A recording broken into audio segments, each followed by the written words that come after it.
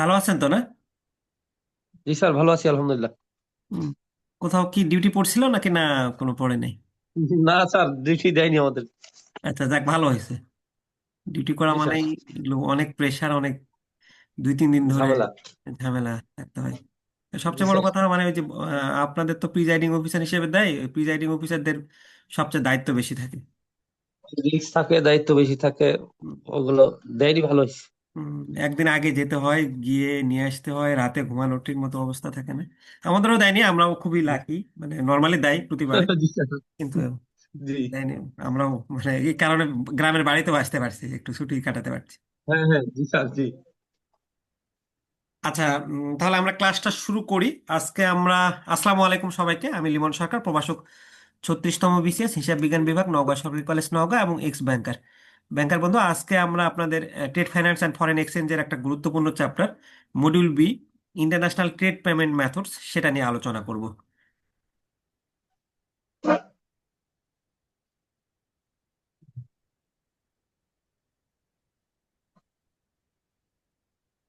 একটা গুরুত্বপূর্ণ chapter, so আমরা সবাই এই চ্যাপ্টারটা মনোযোগ সহকারে পড়ার চেষ্টা করব। তার আগে আমরা এই চ্যাপ্টারের যদি আমরা একটু দেখি যে আমাদের গুরুত্বপূর্ণ টপিকস কোনগুলো। খুবই গুরুত্বপূর্ণ চ্যাপ্টার এটা, এখান থেকে প্রশ্ন আসে। আমরা মূলত এই চ্যাপ্টার থেকে লেটার অফ ক্রেডিটের প্রকারভেদগুলো, ক্যাশ ইন অ্যাডভান্স, মানে আপনার এই যে ইন্টারন্যাশনালের বিভিন্ন ধরনের পেমেন্ট পদ্ধতি আছে সেগুলো আমরা খুব গুরুত্ব সহকারে পড়বো।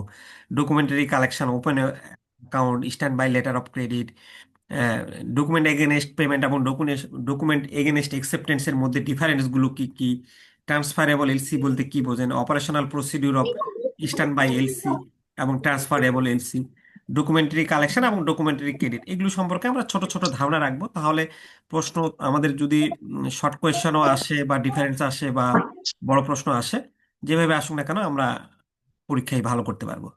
তো চলেন আমরা স্লাইডটা দেখে পড়াটা শুরু করি।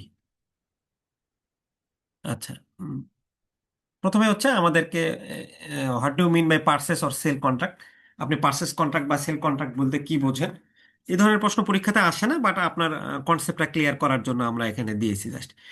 যে পার্সেস কন্ট্রাক্ট বা সেল কন্ট্রাক্ট হলো দুই দেশের মধ্যে বিক্রেতা এবং ক্রেতার মধ্যে একটা চুক্তি, যেই চুক্তিতে আপনার উম, একজন বিক্রেতা এবং ক্রেতা বলতেছে যে আমি কতটুকু পণ্য নিব, আমার পণ্যের মূল্য কত থাকবে, কিভাবে ডেলিভারি হবে, আমরা কিভাবে পেমেন্ট করব, কিভাবে পরিবহন হবে, কিভাবে ইন্স্যুরেন্স হবে, এগুলো সব যখন স্পষ্টভাবে উল্লেখিত থাকবে সেটাই হলো পেমেন্ট, পার্সেস কন্ট্রাক্ট আর সেল কন্ট্রাক্ট। অর্থাৎ আমি আমেরিকা থেকে যদি কোনো পণ্য নিয়ে আসি, তখন ওই আমেরিকার বায়ারের সাথে বাংলাদেশের বায়ারের যখন কন্ট্রাক্ট হচ্ছে ডিটেইলস, কারণ এই ধরনের কন্ট্রাক্ট না হলে সে কতটুকু পণ্য পাঠাচ্ছে, কতটুকু দাম ধরবে, কিভাবে শিপমেন্ট হবে, এগুলো তো অনেক কিছু ভুল বোঝাবুঝি থেকে যেতে পারে। সো তার আগে আমাদের দুইজনের মধ্যে যে কন্ট্রাক্ট হবে সেটাই হলো purchase contract or sell contract.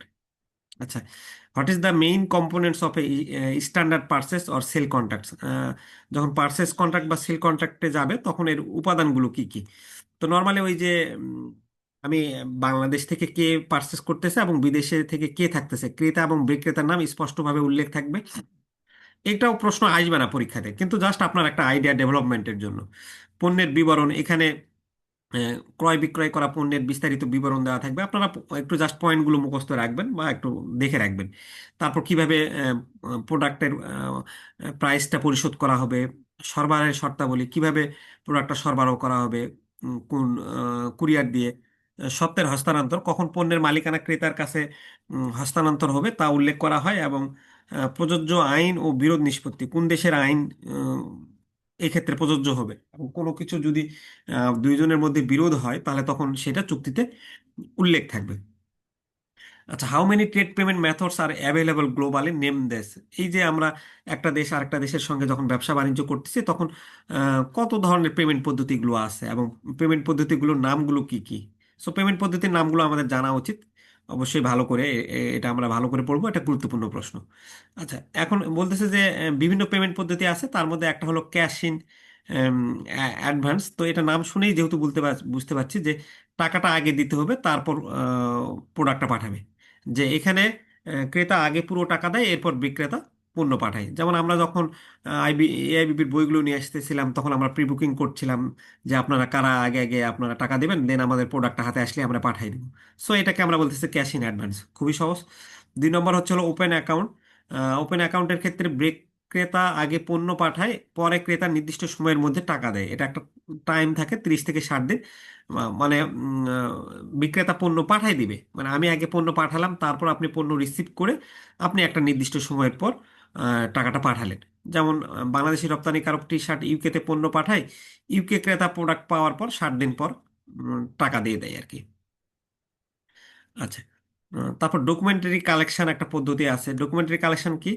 এটা হচ্ছে যে বিক্রেতা ব্যাংকের মাধ্যমে কাগজপত্র পাঠায়, ক্রেতা টাকা দিয়ে সেই কাগজ নিয়ে পণ্য বুঝে নেয়।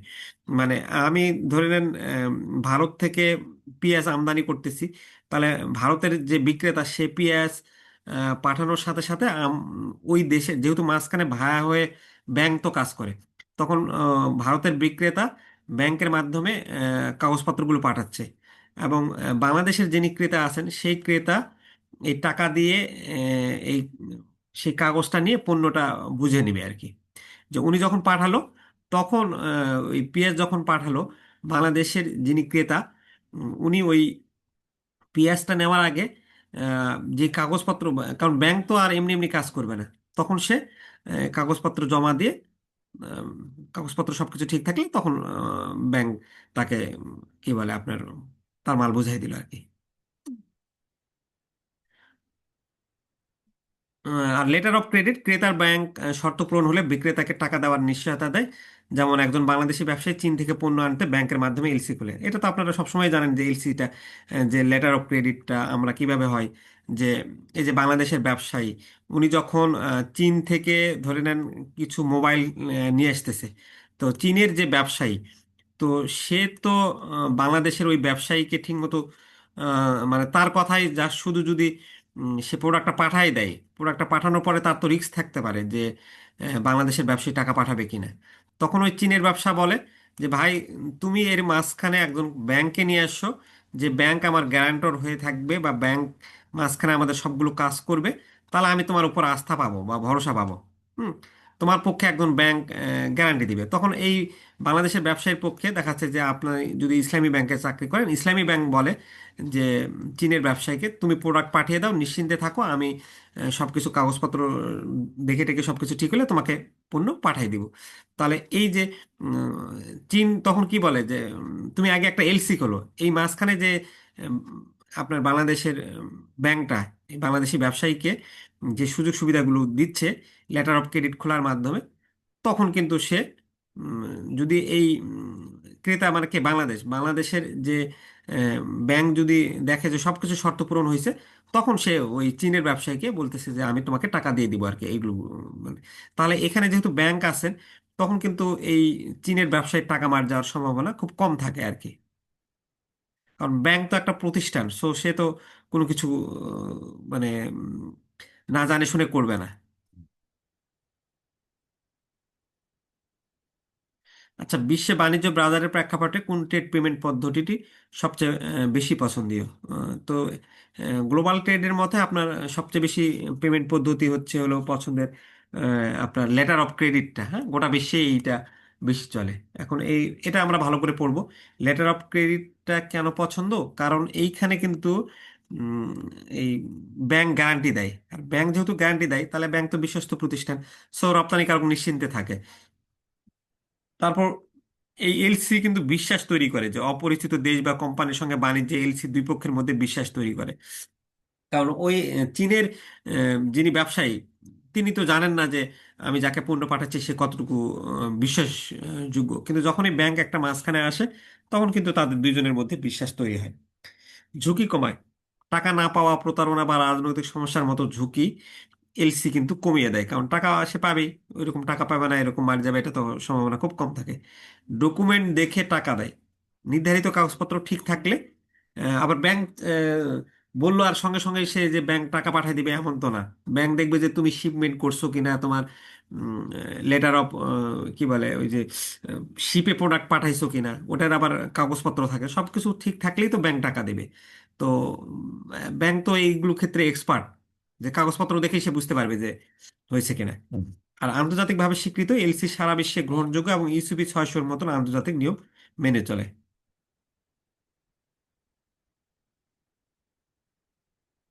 আচ্ছা, ইউসিপি ডিসি 600 অনুযায়ী ডকুমেন্টারি ক্রেডিট কি? What is documentary credit as per UCP DC 600? আচ্ছা, এখন ডকুমেন্টারি ক্রেডিট হলো কি? এটা আমরা এই যে ডকুমেন্ট মানে এই চ্যাপ্টারের documentary credit, letter of credit, এগুলো ভালো করে পড়বো। সো ডকুমেন্টারি ক্রেডিটটাও আমরা ভালো করে জানবো। ইউসিপি ডিসি 600 অনুযায়ী ডকুমেন্টারি ক্রেডিট ক্রেডিট হলো একটা ব্যাংকের লিখিত প্রতিশ্রুতি, যেখানে বলা হয় যে বিক্রেতা যদি নির্ধারিত শর্ত অনুযায়ী প্রয়োজনীয় কাগজপত্র জমা দেয়, তাহলে ব্যাংক তাকে নির্দিষ্ট অর্থ পরিশোধ করবে। মানে লেটার অফ ক্রেডিটকেই আপনার ওই কি বলে ডকুমেন্টারি ক্রেডিট বলে।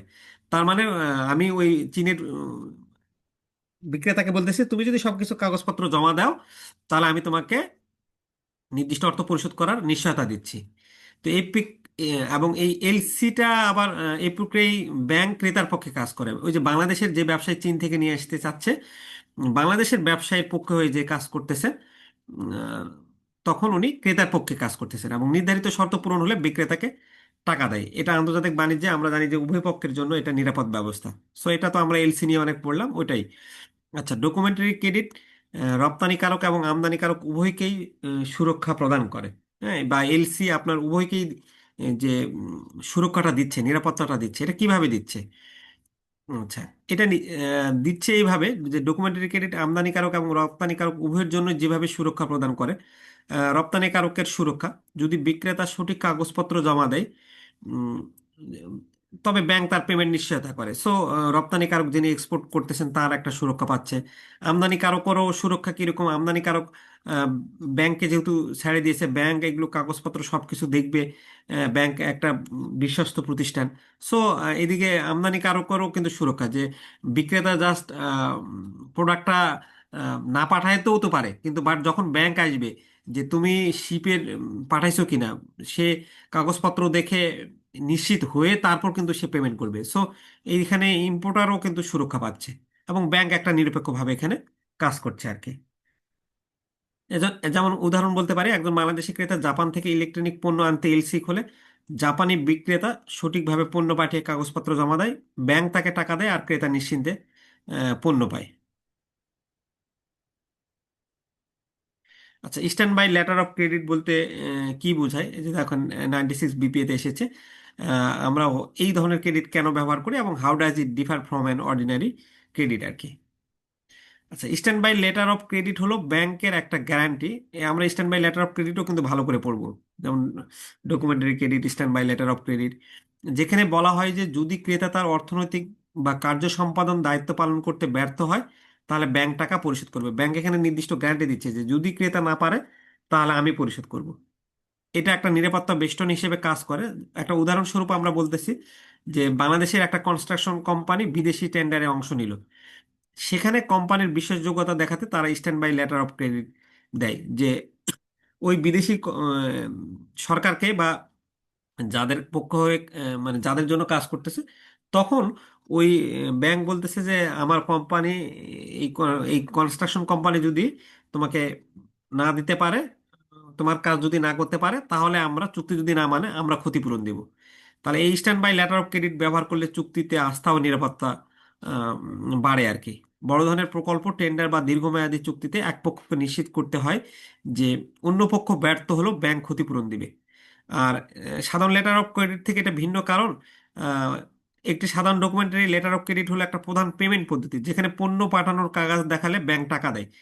আর stand by letter of credit হলো এটা গ্যারান্টি ভিত্তিক, যে শুধুমাত্র ক্রেতা ব্যর্থ হলে ব্যাংক টাকা দিবে। আর ওটা হলো পেমেন্ট, যে পণ্য পাঠানোর কাগজ দেখালে আমি টাকা পাঠাবো, টাকা দিব। আর এই জায়গায় একটা জিনিস খেয়াল করেন, গ্যারান্টি, যদি ক্রেতা ব্যর্থ হয় দেন আমি টাকা দিব, তাছাড়া কিন্তু আমার এখানে টাকা দেওয়ার কোনো বিষয় আসতেছে না।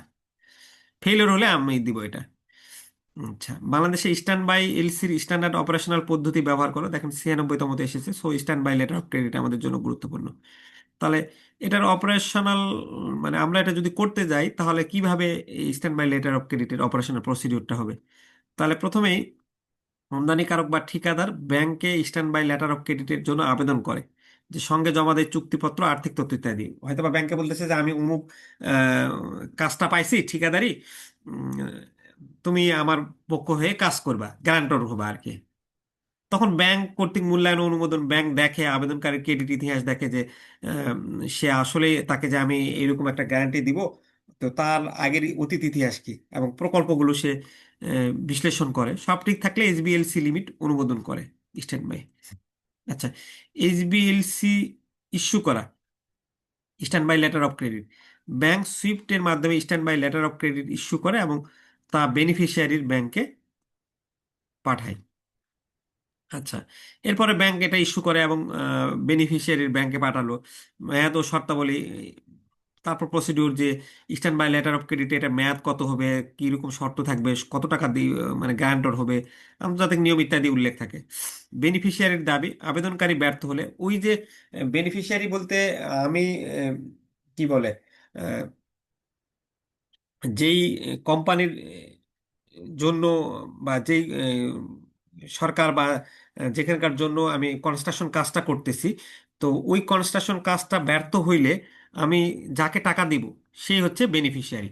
তাহলে এখন যদি কোনো কারণে আবেদনকারী ব্যর্থ হয়, তাহলে বেনিফিশিয়ারির নির্ধারিত কাগজ সমূহ দাবি ব্যাংকে দাখিল করে এবং আম, তখন ওই যে বেনিফিশিয়ারি বলে যে ভাই তোমার ক্লায়েন্ট তো আমাকে টাকা দিতে পারলো না, এই দেখো তোমার কাজ তো সে আমার কাজ তো ঠিকমতো করে দেয়নি। তখন ব্যাংক আবার ওই স্ট্যান্ড বাই লেটার অফ ক্রেডিটের শর্ত অনুযায়ী দেখে যে তার দাবিটা ঠিক আছে কিনা, এবং যদি ঠিক থাকে তাহলে সে পেমেন্ট প্রদান করতে বাধ্য হয়, যেহেতু সে গ্যারান্টর হিসেবে কাজ করছে। বুঝা গেছে তো? না বুঝতে পারতেছেন তো? যদি কোনো কিছু বুঝতে সমস্যা হয় তাহলে মেসেজ দিবেন এখানে।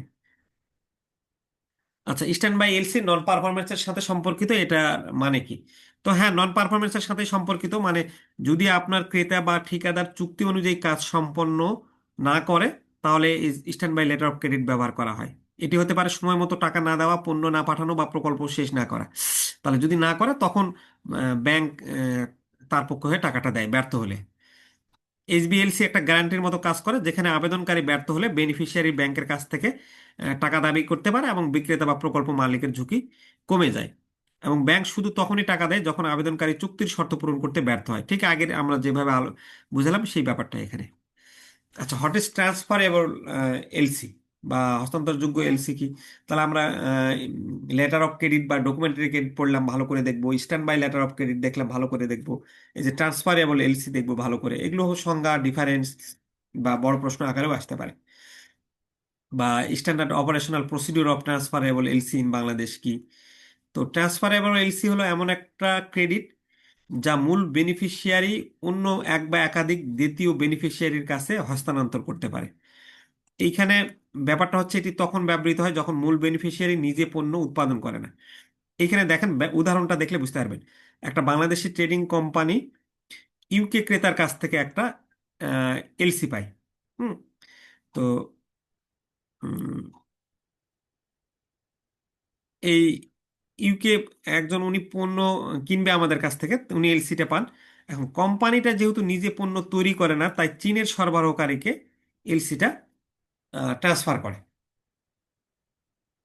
তো এখন বিষয় হচ্ছে যে এই যে কোম্পানি যখন নিজে পণ্য উৎপাদন করছে না, আরেকটা থার্ড পার্টি আসতেছে, তাহলে থার্ড পার্টি আসার কারণে যখন আমি এলসিটা ট্রান্সফার করে দিচ্ছি, সেটাই হলো ট্রান্সফারেবল এলসি। এই যে নামই ট্রান্সফারেবল এলসি, যেহেতু এলসিটা ট্রান্সফার করে দেওয়া মানে আরেকজনকে আমি ট্রান্সফার করে দিচ্ছি, আমি নিজে করতেছি না, আমি চীন থেকে নিয়ে এসে দিচ্ছি, মাঝখানে আমি ভাড়া হিসেবে কাজ করছি, তাহলে তখন আমি যে এলসিটা ট্রান্সফার করে দিচ্ছি সেটাই হলো ট্রান্সফারেবল এলসি। তো বাংলাদেশের ট্রান্সফারেবল এলসির স্ট্যান্ডার্ড অপারেশনাল প্রসিডিউর: প্রথমে বেনিফিশিয়ারি ব্যাংকে ট্রান্সফারের জন্য আহ, লিখিত আবেদন করে যে ভাই আমি এটা ট্রান্সফার করবো এই এলসিটা। ব্যাংক দেখে এলসিতে ট্রান্সফারেবল লেখা আছে কিনা, তারপর ব্যাংক যাচাই বাছাই করে এবং সব শর্ত পূরণ হয়েছে কিনা। এরপর ব্যাংক হয় পূর্ণ বা আংশিক ট্রান্সফার করবে। ব্যাংক পুরো বা আংশিক পরিমাণ ট্রান্সফার করতে পারে চুক্তির শর্ত অনুযায়ী। এরপর নতুন এলসি ইস্যু করবে। দ্বিতীয় বেনিফিশিয়ারির নামে নতুন এলসি ইস্যু করা হয়, যেখানে কিছু শর্ত, যেমন আমরা হয়তো বা নাম, ইনভয়েসের পরিমাণ পরিবর্তন করতে পারি। এবং দ্বিতীয় বেনিফিশিয়ারির পণ্য প্রেরণ, দ্বিতীয় বেনিফিশিয়ারি পণ্য পাঠিয়ে তারপর আবার কাগজপত্র ব্যাংকে জমা দেয়। এরপর প্রথম বেনিফিশিয়ারির কাগজ প্রতিস্থাপন: প্রথম বেনিফিশিয়ারি চাইলে নিজের ইনভয়েস প্রতিস্থাপন করে ব্যাংকে পাঠায়। এবং সবকিছু সম্পন্ন হলে ব্যাংক পেমেন্ট করে এবং প্রথম বেনিফিশিয়ারি তার লাভের অংশটুকু পেয়ে যায়। তো এইভাবে হলো আমরা ট্রান্সফারেবল এলসির অপারেশনাল প্রসিডিউরের কাজটা করি। আচ্ছা, in Bangladesh imports of raw materials are predominantly facilitated through LC. বাংলাদেশের কাঁচামাল আমদানি প্রধানত এলসির মাধ্যমে সম্পন্ন হয়, while exports are largely accomplished under contract. কিন্তু এক্সপোর্টস হচ্ছে কন্ট্রাক্টের মাধ্যমে হয়। Discuss the implication of this dual approach on risk management in international trade. আন্তর্জাতিক বাণিজ্যে ঝুঁকি ব্যবস্থাপনার ক্ষেত্রে এই দ্বৈত পদ্ধতির প্রভাব বিশ্লেষণ করা। তাহলে আমরা দেখেন, আপনি যখন আমদানি করতেছেন হয় আমেরিকা বা ইন্ডিয়া, তখন কিন্তু আমদানি সাধারণত এলসির মাধ্যমে হলেও রপ্তানি আপনি যখন করতেছেন তখন আবার সামনে শুধুমাত্র চুক্তির ভিত্তিতে করতেছেন। এর ফলে কিন্তু আপনার ঝুঁকির দিক দিয়ে আপনি মানে বেশি ঝুঁকি বিরাজ করছেন। কারণ আমদানি যখন এলসি দিয়ে হয় তখন ব্যাংক পেমেন্টের গ্যারান্টি দেয়। আহ, আমি বলতেছি আমেরিকাকে তুমি পণ্য পাঠাও, আমি এলসির মাধ্যমে এটা কাজ করব আর কি। সো আমেরিকার যিনি আমাকে পণ্য পাঠাচ্ছে, যিনি বিদেশি সরবরাহকারী, তার কিন্তু ঝুঁকি কমে যাচ্ছে, কারণ ব্যাংক এখানে নিশ্চয়তা দিচ্ছে। কিন্তু রপ্তানিতে যখন শুধু কন্ট্রাক্টে পণ্য পাঠানো হয় তখন কোনো ব্যাংক গ্যারান্টি থাকে না। কিন্তু অপরদিকে আমি যখন আমেরিকাতে কাপড় পাঠাচ্ছি, তখন আমেরিকার উনি এলসি খুলতেছে না, তখন জাস্ট ওনাদের সাথে আমাদের কন্ট্রাক্ট হচ্ছে। তাহলে কিন্তু আমি যে রপ্তানি করতেছি এই টাকাটা কিন্তু না পাওয়ার এবং দেরিতে পাওয়ার ঝুঁকি পড়ে যাচ্ছে। ফলে আমরা কি দেখতেছি যে বাংলাদেশে আমদানিকারকরা সুরক্ষিত থাকলেও রপ্তানিকারক কিন্তু ঝুঁকিতে থাকতেছে। এ অবস্থায় রপ্তানিকারকদের উচিত, এখন রপ্তানিকারক যেহেতু এভাবে দিচ্ছে, তাহলে সে কিন্তু আগাম ক্রেডিট যাচাই বাছাই করবে, তারপর বরং নিরাপদ পেমেন্ট পদ্ধতি এলসি ব্যবহার করবে, যেন ঝুঁকি কমে যায় এবং বাণিজ্য আরো নিরাপদ হয়। সো আমরা যদি আমদানিটা এলসির মাধ্যমে করি বাট রপ্তানি জাস্ট কন্ট্রাক্টের মাধ্যমে করি, সো সেটা আমাদের জন্য বেশি ঝুঁকি রপ্তানিটা। আচ্ছা, এখানে একটা পরিস্থিতি বলছে আপনার, এগুলো রিপিট হওয়ার সম্ভাবনা খুব কম, বাট আপনার কনসেপ্টটা ক্লিয়ার করতে এই পরিস্থিতিগুলো ডেভেলপমেন্ট করবে, এবং কখনো যদি কেস স্টাডি টাইপ প্রশ্ন আসে তখন এটা আপনাদের জন্য হেল্প করবে। তো আপনাকে বলতেছে যে আপনি একটা ফরেন ট্রেড ডিভিশনের প্রধান, ইউসিপি 600, আইএসপিবি 745 এবং ইনকোটার্মস 2020 অনুযায়ী আপনি কিভাবে সমাধান করবেন। আপনি আপনার একজন গুরুত্বপূর্ণ রপ্তানিকারকের কাছ থেকে 30,000 মার্কিন ডলারের একটা রপ্তানি বিল নেগোসিয়েশনের জন্য পেয়েছেন। সেখানে চালানের সর্বশেষ তারিখ ছিল 15 দিন, কিন্তু ইন্স্যুরেন্স পলিসি 17 জুন ইস্যু হয়েছে, যেখানে বলা আছে যে কভারেজ 15 জুন থেকে কার্যকর ধরা হবে। আপনি নেগোসিয়েশনের পর বিলটি পাঠাইছেন, কিন্তু ইস্যুইং ব্যাংক ডকুমেন্ট গ্রহণ করতে অস্বীকার করছে, কারণ তাদের দাবি অনুযায়ী ইন্স্যুরেন্স পলিসি চালানের 2 দিন পরে ইস্যু হয়েছে। তখন এই পরিস্থিতিতে আপনি কি করবেন আর কি। তো এখন আপনি ফরেন ট্রেড হিসেবে ইসিপি 600 আর্টিকেলের 28 জিতে বলা আছে যে ইন্স্যুরেন্স কভারেজ চালানের তারিখের আগে বা একই দিনে কার্যকর আহ, হলেই হয়। কবে ইস্যু হয়েছে মেইনলি সেটা বড় বিষয় না, যদি দু একদিন পরেও হয় সেটা বড় বিষয় না, যে ইন্স্যুরেন্সের কভারেজ চালানের তারিখের আগে বা একই দিনে কার্যকর হলেই হবে। এখানে আইএস বিপি 745-এর G20 প্যারাগ্রাফে বলা আছে যে, এখানে বলা হয়েছে যে ইস্যুর তারিখ না, ইন্স্যুরেন্স কবে থেকে কার্যকর হয়েছে সেটাই গুরুত্বপূর্ণ। 2 দিন পরে যে আমি ইস্যু করছি বলে আমার এটা হবে না এমন না, তাই এটিও নিয়ম অনুযায়ী ঠিক আছে। আপনার করণীয় কি, ইস্যুইং ব্যাংকে আপনি জানাবেন যে ইউসিপি 600 এবং আইএসবিপি 745-এর উল্লেখ করে জানান যে ডকুমেন্টটা ভুল ত্রুটি নাই, ডকুমেন্ট কোনো ডিসক্রিপেন্ট হয়নি, আপনার ব্যাংক নিয়ম মেনে নেগোসিয়েশন করছে, তাই তারা যেন পেমেন্ট দিয়ে দেয়। আর ইনকোটার্মস 2020 যদি প্রযোজ্য হয়, যদি চুক্তি সিআইপি বা সিআইএফ বা সিআইপি হয়, তাহলে ইন্স্যুরেন্স বিক্রেতার দায়িত্ব, এবং এখানে সঠিক ঠিকভাবে করা হয়েছে। সো আমরা সব আর শেষে বলতে পারি যে এই ডকুমেন্টে কোনো ভুল বা ব্যত্যয় নেই, ইস্যুইং ব্যাংকে পেমেন্ট নিশ্চিত করতে হবে। তাকে বলতে হবে যে ভাই তুমি যেটা বলতেছো যে দেরিতে ইস্যু করা হয়েছে 2 দিন পরে, সো এটা তোমার যুক্তিযুক্ত না আমাদের এই আর্টিকেল অনুসারে। সো যখন দেখাবেন তখন ব্যাংককে পেমেন্ট করে দিতে হবে। আচ্ছা, এখন আরেকটা জিনিস বলতেছে আপনার, উম, এই ধরনের প্রশ্ন সরাসরি আসবে না, কিন্তু আপনার এই প্রশ্নটাও যেটা 99 বিপিএ, এগুলো আপনার প্র্যাকটিক্যাল রিলেটেড প্রশ্ন আসলে বানায় লিখতে হেল্প করবে। যে পেমেন্ট দেরি এবং বিলম্ব বাণিজ্যিক সম্পর্কের উপর বড় ধরনের প্রভাব ফেলতে পারে। একজন ব্যাংকার হিসেবে এমন পরিস্থিতিতে পেমেন্ট না পাওয়া যে আপনি পেমেন্ট পাচ্ছেন না বা দেরিতে পেমেন্ট হচ্ছে, এইগুলোর কারণে সম্ভাব্য ক্ষতি কমানোর জন্য আপনি কি রিস্ক ম্যানেজমেন্ট একটা পদ্ধতি অবলম্বন করবেন, বা আপনার প্রতিরোধমূলক পদ্ধতিগুলো কি ব্যবস্থা থাকবে, প্রিভেন্টিভ মেজার্স কি থাকবে, এবং আহ, এই যে বিলম্ব পেমেন্ট যদি হয় বা ব্যর্থতার পরবর্তী ক্ষতি পুনরুদ্ধারের পদ্ধতিগুলো উল্লেখ করে, এবং পোস্ট ডিফল্ট রিকভারি আপনার প্রসিডিউরস গুলো কি কি হবে। তো পেমেন্ট না পাওয়া বা বিলম্বিত পেমেন্টের কারণে ক্ষতি কমানোর ঝুঁকি ব্যবস্থাপনা কৌশলগুলো কি, আপনি এলসি ব্যবহারের পরামর্শ, নিশ্চিত এলসি ক্রেতার ব্যাংকের কাছ থেকে পেমেন্ট গ্যারান্টি নিশ্চিত করে। আপনি এলসি ব্যবহার করলে কিন্তু পেমেন্ট পাবেনই, সো আপনি এলসি ব্যবহার করবেন। তারপর আপনারা যেমন ঋণ দেওয়ার আগে ক্রেডিট দেখেন না যে তার অতীত ইতিহাস কি, ক্রেতার আসলেই এই ঋণটা পরিশোধ করার আম, কি বলে স- পারবে কিনা।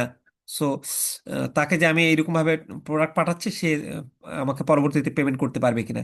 বাণিজ্য ঋণ বীমা দরকার হলে আমরা বীমা রপ্তানিকারককে পেমেন্ট না পাওয়ার ক্ষতি থেকে রক্ষা করে। ইন্স্যুরেন্স আমি যদি করি, তাহলে আমি বাংলাদেশের যে রপ্তানিকারক আমি চীনে পাঠাচ্ছি বা কি বলে আমেরিকাতে পাঠাচ্ছি, তখন এই যে আমার পেমেন্ট যদি না পাই, তাহলে আমাকে ইন্স্যুরেন্সটা একটা কভারেজ দিবে।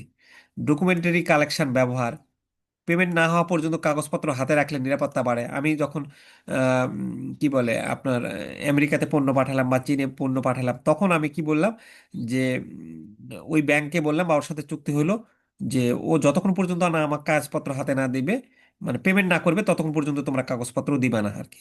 তাহলে কাগজপত্র না দিলে তুমি আর প্রোডাক্ট মাল খালাস করতে পারবে না বা অনেক কিছু কাজই করতে পারবে না। সো এটা ব্যবহার করলে তার পেমেন্ট না পাওয়ার সম্ভাবনাটা কম থাকবে।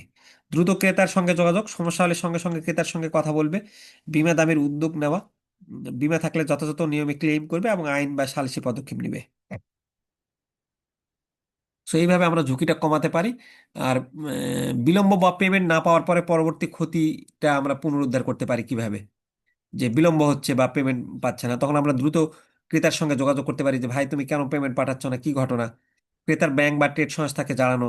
তখন আমরা যে ক্রেতার যে ব্যাংক আছে যে উনি তো আমাকে এখনো আমার ক্লায়েন্ট কি বলে টাকা পাঠাচ্ছে না, বা ব্যবসায়ী কোনো সংগঠন যদি থাকে তাকে আমরা জানাতে পারি। বিমা ক্লেম সক্রিয় করা, আমাদের যদি বিমা থাকে তাহলে বিমাকে আমরা জানাতে পারি।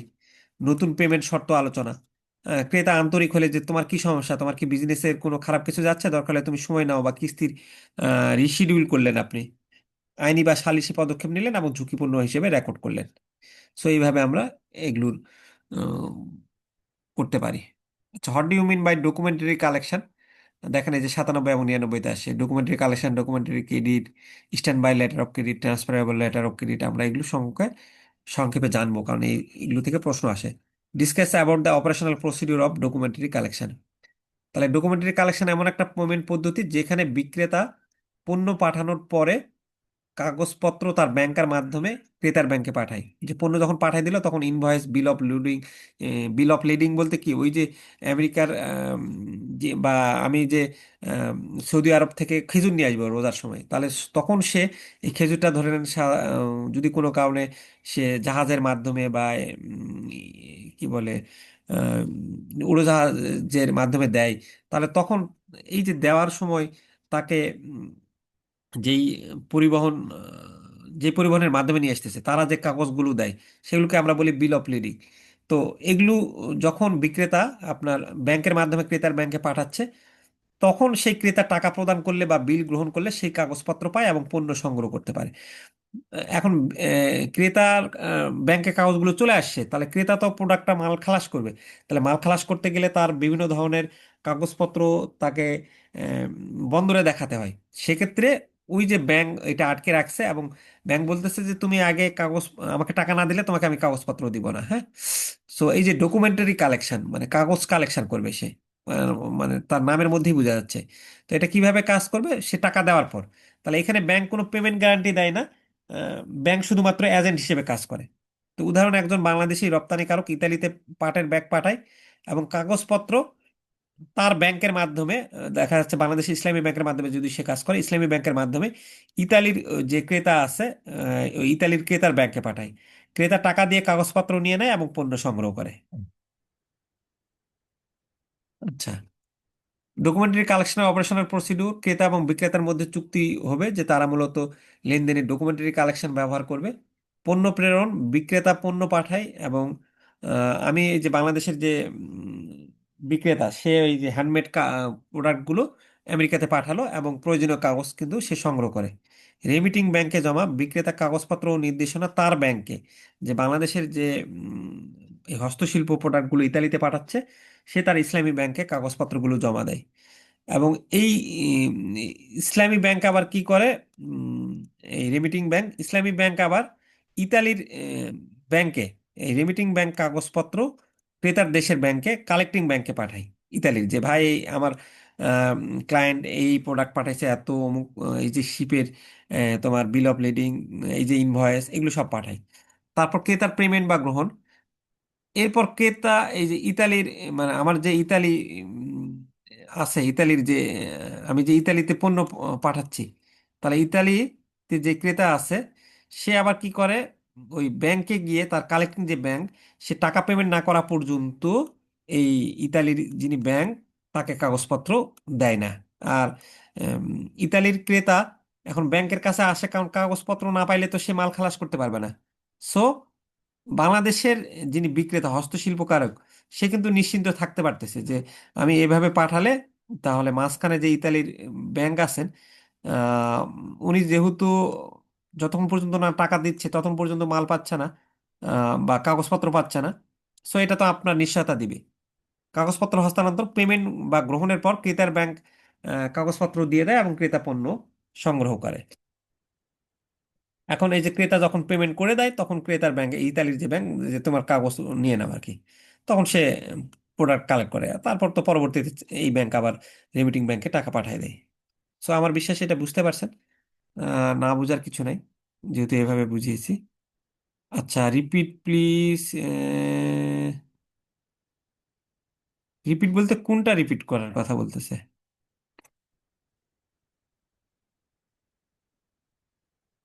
আচ্ছা, আমরা পরে এটা শুনবো কোনটা ওনার কনফিউশন হয়েছে। আমরা যেহেতু চলে আসছে, যত নাম্বার প্রশ্ন লাগবে সেটা জাস্ট লিখে রাখেন। কোয়েশ্চেন 12।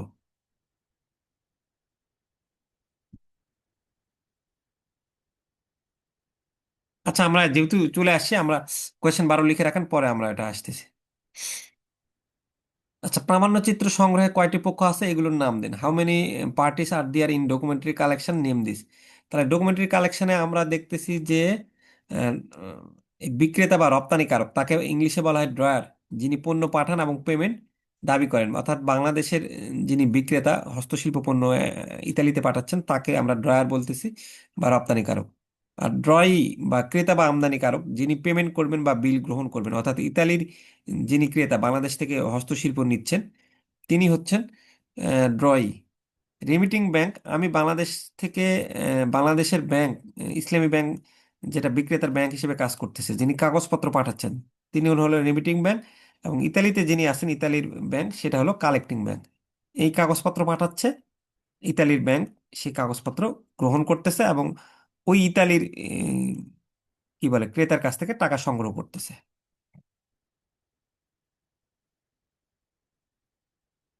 আচ্ছা, how many payment terms R available under documentary collection, name this.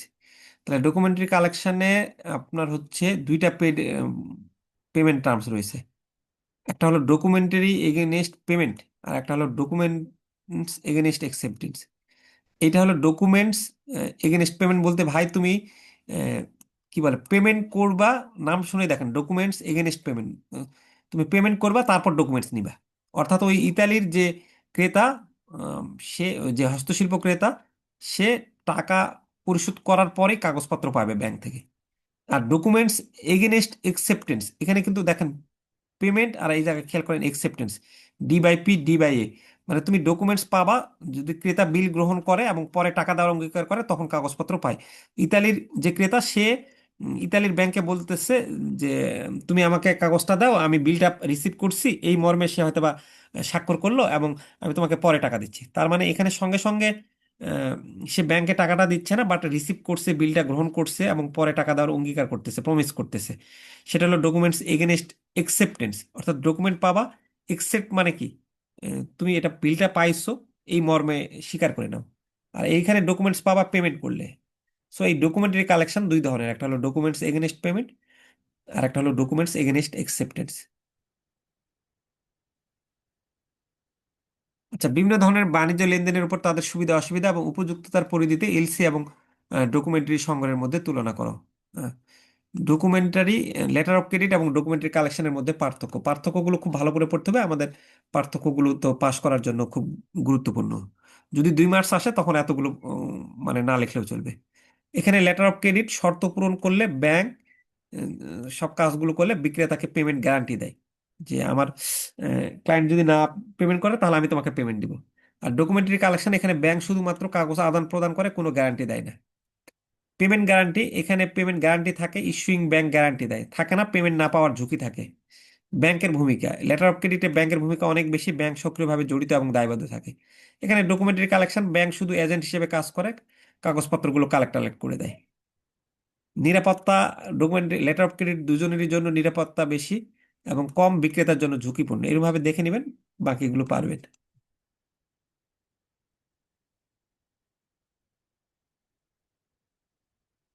আচ্ছা, under cash in advance exporters risk is completely protected justify. তো ক্যাশ ইন অ্যাডভান্স মানে কি? প্রোডাক্টটা দেওয়ার আগেই আমি টাকাটা নিয়ে নিই, তাহলে আমি বাংলাদেশের যে উম, বিক্রেতা, সে হয়তো বা আপনার ধরে নেন গার্মেন্টস পাঠায় আমেরিকাতে, ওই আমেরিকাকে বলে যে ভাই তুমি আগে আমাকে টাকা পাঠাও, তারপর আমি তোমার গার্মেন্টস পণ্য পাঠাবো। তো তাহলে এই ক্যাশ ইন অ্যাডভান্টেজে আপনার এক্সপোর্টের রিস্ক তো একদমই প্রোটেক্টেড, মানে কোনো রিস্কই থাকে না। সো এটা বলবেন যে হ্যাঁ, ওই কথাগুলোই এখানে বলছে। আচ্ছা, what is open account payment secured by international factoring and how does it work in international trade, এবং ইন্টারন্যাশনাল ট্রেডে এটা ইন্টারন্যাশনাল ফ্যাক্টরিংটা কিভাবে কাজ করে। আচ্ছা, ওপেন অ্যাকাউন্ট একটা পেমেন্ট পদ্ধতি যেখানে রপ্তানিকারক প্রথমে পণ্য পাঠায় আর আমদানিকারক নির্দিষ্ট সময় পরে টাকা দেয় আর কি।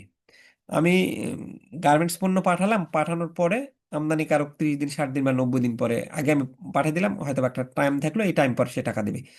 তো এতে আমদানিকারকের জন্য সুবিধা থাকলেও রপ্তানিকারকের অর্থ না পাওয়ার ঝুঁকি থাকে। আমি যে গার্মেন্টস পণ্য পাঠাই দিলাম টাকা না নিয়েই, তো আগে তো, তাহলে এটা তো ওই ওই দেশের আমেরিকার যিনি গার্মেন্টস পণ্য নিচ্ছেন তার জন্য কিন্তু সুবিধা, বাট আমি যে এইভাবে পাঠিয়ে দিলাম সে যদি আমাকে টাকা না দেয়, সো এটা একটা কিন্তু আমার এক ধরনের ঝুঁকি থাকে। এখন এই ঝুঁকি কমাতে আমি বললাম যে ভাই আমি এইভাবে না পাঠায়, রপ্তানিকারক একটা পদ্ধতি ব্যবহার করে যেটার নাম হলো ইন্টারন্যাশনাল ফ্যাক্টরিং।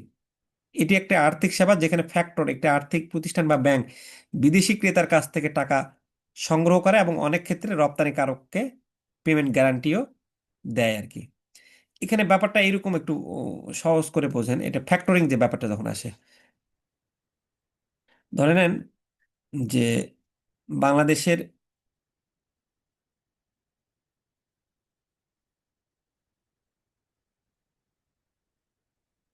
একজন ব্যবসায়ী, এখানে আমি এতে আমেরিকা বুঝালাম, এই আমেরিকার কাছে অথবা 10 কোটি টাকার গার্মেন্টস পণ্য পাঠাবে, কিন্তু এই আমেরিকাতে যিনি আছেন সে এই মুহূর্তে টাকাটা দিবে না, 10 কোটি টাকা সে 30 দিন বা 60 দিন বা 90 দিন পরে দিবে। এখন মাঝখানে এখানে একটা ফ্যাক্টরিং, এফ দ্বারা আমি বুঝাচ্ছি ইন্টারন্যাশনাল ফ্যাক্টরিং, সে আসতেছে। এখন বাংলাদেশের যিনি ব্যবসায়ী, ইনি এখন ফ্যাক্টরিং হিসেবে কাজ করে অনেক সময় ব্যাংক অথবা অন্য কোনো আর্থিক প্রতিষ্ঠান, হ্যাঁ, বি দ্বারা ব্যাংক বোঝাচ্ছি। এখন বাংলাদেশের এই ক্রেতা ফ্যাক্টরদের গিয়ে বলতেছে যে ভাই আমি আমেরিকাতে পণ্য পাঠাইছি, সে 60 দিন পরে আমাকে 10 কোটি টাকা পরিশোধ করবে, বাট টাকাটা আমার এখনই দরকার, তোমাকে আমি এটা ডিসকাউন্ট করে বিক্রি করে দিতে চাচ্ছি, তুমি পরবর্তীতে আমেরিকার ওই ওর কাছ থেকে টাকাটা তুলে নিবা। এখন এই বাংলাদেশের যে ব্যাংক বা আর্থিক প্রতিষ্ঠান তখন বলতেছে যে আহ, তাহলে আমাকে তো মাঝখানে ডিসকাউন্ট দিতে হবে। তখন বলছে হ্যাঁ দিব। তখন এই 10 কোটি টাকা জায়গায় হয়তো বা সে বলতেছে যে তোমাকে আমি কি বলে 9 কোটি টাকা দিব। তখন বলছে ঠিক আছে, তুমি আমাকে 9 কোটি টাকা দিলেই হবে আর কি। তাহলে এই মুহূর্তে সে 9 কোটি টাকা দিয়ে দিল, আর 60 দিন পরে সে আবার আমেরিকার কাছ থেকে 10 কোটি টাকা নিয়ে নিল, মাঝখানে যে 1 কোটি টাকা গ্যাপ থাকলো সেটা তার লাভ।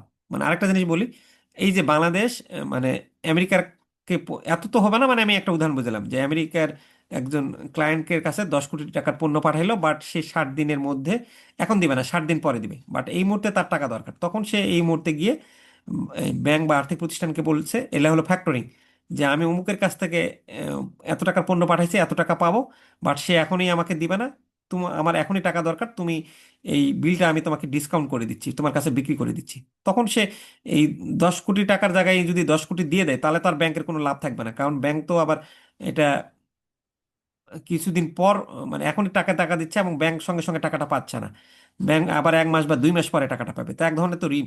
তাহলে 2 মাস পরে যদি টাকা পায়, তাহলে ব্যাংক তো ওর ক্লায়েন্টের কাছ থেকে যে টাকা পাবে তার চেয়ে কম টাকাই ওকে দিতে হবে, নাহলে তো ওর লাভ হবে না। আবার রিস্ক, ব্যাংকেরও তো এখানে রিস্ক থাকে বা ফ্যাক্টরিং এ থাকে।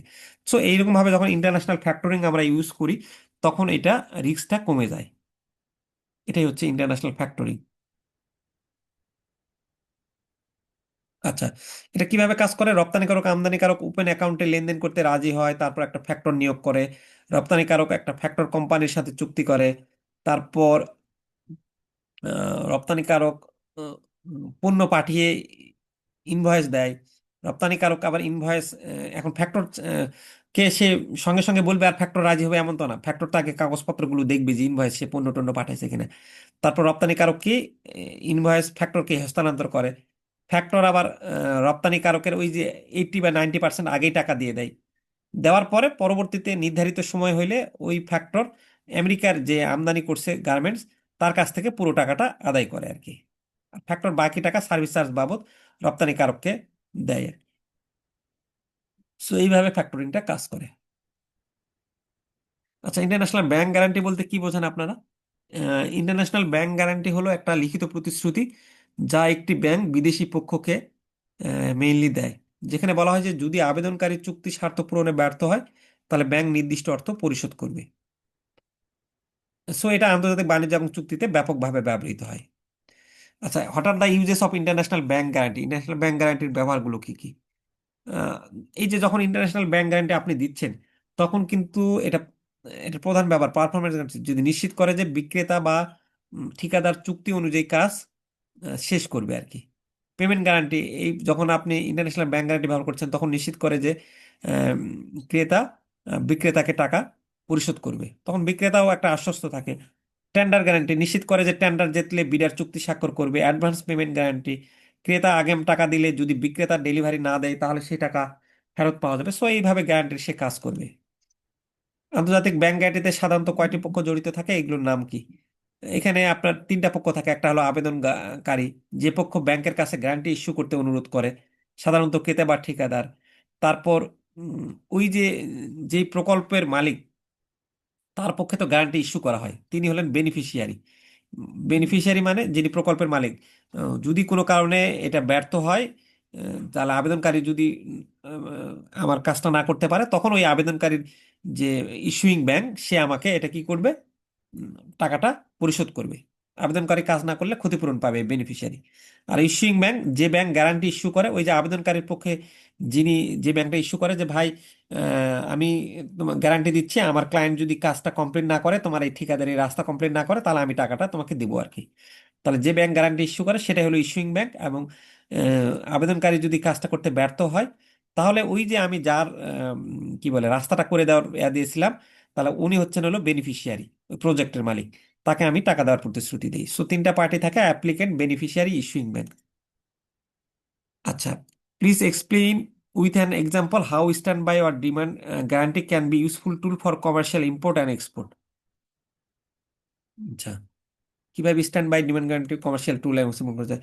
তাহলে স্ট্যান্ড বাই বা ডিমান্ড গ্যারান্টি ব্যবহার পেমেন্ট নিশ্চয়তা করে, তারপর উভয় পক্ষকে আর্থিক ক্ষতি থেকে রক্ষা করে। যা ওরা নিশ্চয়তা দিচ্ছে, যেহেতু একটা গ্যারান্টি থাকতেছে, সো বলতেছে যে যদি আমদানিকারক ব্যর্থ হয়, তাহলে আহ, তাদের অর্থ আমরা এটা প্রদান করব আর কি। এটি নিশ্চিত করে যে রপ্তানিকারক চুক্তির শর্তাদি পূরণ করে, অন্যথায় ক্ষতিপূরণ দেওয়া হবে। সো এইভাবে বিভিন্ন গ্যারান্টি ট্যারান্টি দিয়ে তারা আপনার নিশ্চয়তা দেয়। ডিরেক্ট ব্যাংক গ্যারান্টি এবং ইনডিরেক্ট ব্যাংক গ্যারান্টির মধ্যে পার্থক্য কি? তো ডিরেক্ট ব্যাংক গ্যারান্টির মধ্যে একটা মাত্র ব্যাংক থাকে, ইস্যুইং ব্যাংক। আর ইনডাইরেক্ট ব্যাংক গ্যারান্টির মধ্যে থাকবে ইস্যুইং ব্যাংক এবং কনফার্মিং ব্যাংক। এখানে বেনিফিশিয়ারি একটা দেশেই থাকবে, আর এইখানে বেনিফিশিয়ারি থাকে বিদেশে। মেইনলি এই যে বিদেশে থাকার কারণে আপনি ব্যাপারটা বুঝবেন। আমরা যদি উদাহরণ বলি তাহলে আপনারা এটা খুব ইজিলি বুঝতে পারবেন। একটি বাংলাদেশি ব্যাংক স্থানীয় ঠিকাদারের পক্ষে একটি বাংলাদেশি সরকারি প্রতিষ্ঠানের কাছে গ্যারান্টি দেয়। এটা হলো ডিরেক্ট ব্যাংক গ্যারান্টি। ব্যাপারটা চিন্তা করেন, একটা বাংলাদেশি ব্যাংক স্থানীয় ঠিকাদারের পক্ষে একটি বাংলাদেশি সরকারি প্রতিষ্ঠানের কাছে গ্যারান্টি দেয়। তাহলে এখানে যে বাংলাদেশি ব্যাংক স্থানীয় ঠিকাদারের পক্ষে যাকে গ্যারান্টি দিচ্ছে, মানে যিনি বেনিফিশিয়ারিজ, তিনি কিন্তু দেশেই থাকতেছেন। আর যখন একটা বাংলাদেশি ব্যাংক জার্মান এক্সপোর্ট কাজের জন্য সে জার্মানি কোনো একটা হস্তশিল্প প্রোডাক্ট পাঠাবে, জার্মানি কোম্পানির কাছে গ্যারান্টি দেয়, তাহলে জার্মানি কোম্পানির কাছে যে গ্যারান্টি দিবে, তাহলে সে তো আহ, ওই বাংলাদেশের ব্যাংক, মানে তার আরো ব্যাংকের যে কার্যক্রম যদি করতে হয় তাহলে কিন্তু জার্মানের ব্যাংকের মাধ্যমে কাজ করতে হবে। সো এই জন্য কিন্তু দুইটা ব্যাংক থাকতেছে, একটা ইস্যুইং ব্যাংক এবং একটা কনফার্মিং ব্যাংক। এবং এখানে বেনিফিশিয়ারি থাকতেছে দেখেন বিদেশে।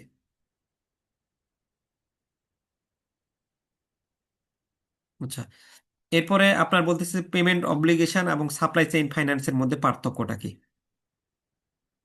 ব্যাংক পেমেন্ট অব্লিগেশন হচ্ছে ইলেকট্রনিক ডেটা মেলানোর ভিত্তিতে ব্যাংকের মধ্যে একটা পেমেন্ট প্রতিশ্রুতি দেওয়ার। আর সাপ্লাই চেইন হচ্ছে ক্রেতা এবং সরবরাহকারীর মধ্যে নগদ প্রবাহ উন্নয়নে ব্যবহৃত একটা আর্থিক সমাধান। ব্যাংক পেমেন্ট অব্লিগেশনে ব্যাংক, ক্রেতা এবং বিক্রেতা জড়িত থাকে।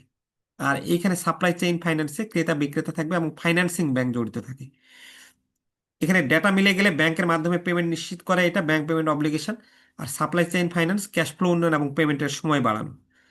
ব্যাংক পেমেন্ট অব্লিগেশন সম্পূর্ণ ইলেকট্রনিক এবং স্বয়ংক্রিয় প্রক্রিয়া, আংশিক ইলেকট্রনিক বা কাগজ নির্ভর হতে পারে। সো এইভাবে পড়বেন, পারবেন এটা। What is factoring, how it is different from ফরফিটিং।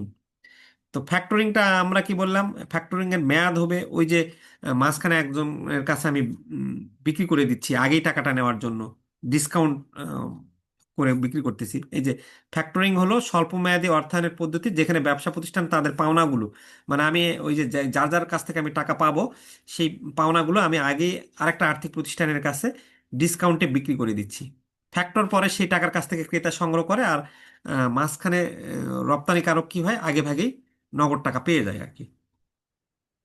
কারণ আমি তো ওই আমদানিকারককে যখন পণ্য পাঠাচ্ছি সে পরে টাকা দিবে, বাট আমার এই মুহূর্তে টাকা দরকার, তখন আমি ডিসকাউন্টে বিক্রি করে দিচ্ছি। ফ্যাক্টরিং এর মেয়াদ হচ্ছে স্বল্প মেয়াদে 30 থেকে 90 দিন। আর ফরফিটিং যখন আমি এইভাবে মানে বিক্রি করব, এটার মেয়াদ মধ্য বা দীর্ঘমেয়াদী, 6 মাস থেকে 5 বছর হতে পারে। এটা নিয়মিত বা ছোট বড় রপ্তানি লেনদেনে ব্যবহৃত হয়। এককালীন বড় মূলধনী পণ্যের রপ্তানিতে ব্যবহৃত হয় ফরফিটিং। হ্যাঁ, দেশীয় আন্তর্জাতিক উভয় ক্ষেত্রেই ব্যবহৃত হয়, আর এটা শুধুমাত্র আন্তর্জাতিক বাণিজ্যে ব্যবহার হয় ফরফিটিং।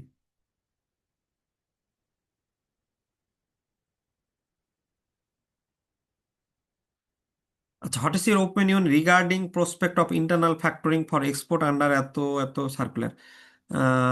রপ্তানির জন্য ফ্যাক্টরিংটা কি? আহ, হ্যাঁ, রপ্তানিকারকের জন্য আপনি যদি ফ্যাক্টরিং করেন, তাহলে ফ্যাক্টরিং করলে আহ, আপনি আগামী ইনভয়েসে আপনি ইনভয়েস জমা দিয়ে টাকা পাঠাচ্ছেন। তারপর এটা এসএমই এবং পুনঃ রপ্তানিকারকের জন্য সহায়ক। যারা এলসি পদ্ধতিতে কাজ করতে আগ্রহী না বা সক্ষম নয় তাদের জন্য ফ্যাক্টরিং সহজ এবং সাশ্রয়ী পদ্ধতি। যে এলসির মাধ্যমে হচ্ছে না, আমি প্রোডাক্টটা আগেই পাঠাই দিয়েছি, তাহলে মাঝখানে আমি যদি ফ্যাক্টরিং ব্যবস্থা থাকে তাহলে তাও তো এটা আমার নিশ্চয়তা প্রদান করতেছে। আন্তর্জাতিক প্রতিযোগিতায় সহায়ক। বৈশ্বিক বায়াররা ওপেন অ্যাকাউন্টে কেনাকাটা পছন্দ করে, যা বাংলাদেশের রপ্তানিকারকের জন্য একটা বাড়তি সুযোগ। তাহলে মাঝখানে আমার এখানে আরেকটা কোম্পানি, ফ্যাক্টর কোম্পানিগুলো কি আমার ক্রেডিট প্রোটেকশন দিচ্ছে। তাহলে বায়ারের, যদি বায়ার কোনো কারণে পেমেন্ট না দেয় তাহলে আমার সেই ঝুঁকিটা কমাচ্ছে। সো ফ্যাক্টরিং এভাবে আমাদের হেল্প করে। কি কি হেল্প করে সেটাই বলছে। Difference between buyers credit and suppliers credit. আচ্ছা, বায়ার্স ক্রেডিট হচ্ছে বিদেশি ব্যাংক থেকে আমদানিকারক ঋণ নেয়। তাহলে আমি যখন আহ, কি বলে বিদেশ থেকে কোনো পণ্য আমদানি করে নিয়ে আসতেছি, তখন বিদেশি ব্যাংক থেকে যখন আমি ঋণ নিচ্ছি সেটা হলো বায়ার্স ক্রেডিট। আর সাপ্লায়ার্স ক্রেডিট হলো, সাপ্লাই বলতে যে রপ্তানি করতেছে রপ্তানিকারক বা তার ব্যাংক আমদানিকারককে বিলম্বে পেমেন্ট করতে দেয়, সেটা হলো সাপ্লায়ার্স ক্রেডিট। এখানে ক্রেডিট দিবে কে? বিদেশি ব্যাংক বা আর্থিক প্রতিষ্ঠান, যখন আমদানিকারক বিদেশ থেকে ঋণ নিচ্ছে। আর এইখানে সাপ্লায়ার্স ক্রেডিট, রপ্তানিকারক বা তার ব্যাংক বলতেছে যে ভাই তুমি পরে পেমেন্ট করলেও হবে। তাহলে এখানে ঋণটা দিচ্ছে কি আলটিমেটলি রপ্তানিকারক বা তার ব্যাংক। এখানে পেমেন্টের ধরনটা কি, যে আমদানিকারক আগে রপ্তানিকারককে টাকা দেয় এবং পরে ব্যাংককে শোধ করে। তাহলে কি আলটিমেটলি আমদানিকারক তো আর আহ, নিজে টাকা দিতে পারবে না, সে ব্যাংকের থ্রুতে দিবে। তাহলে আগেই সে ব্যাংকের থ্রুর মাধ্যমে রপ্তানিকারককে টাকা দিয়ে দিচ্ছে, এবং ব্যাংক যেহেতু দিচ্ছে তার মানে সে কি আলটিমেটলি সে ঋণ নিচ্ছে। ঋণ নেওয়ার মাধ্যমে সে বলতেছে যে আমি তাহলে পরে পরিশোধ করব। আর এখানে সাপ্লায়ার্স ক্রেডিটে রপ্তানিকারক আগে পণ্য পাঠাচ্ছে, তারপর হচ্ছে আমদানিকারক পরে টাকা দিচ্ছে। এখন আমদানিকারক ব্যাংকের মাধ্যমে বিদেশি ব্যাংক থেকে ঋণ নেয়, আর রপ্তানিকারক ব্যাংক পেমেন্ট বিলম্বে গ্রহণ করতে পারে। সো এইভাবে দেখে নেবেন, তাহলেই পারবেন এটা।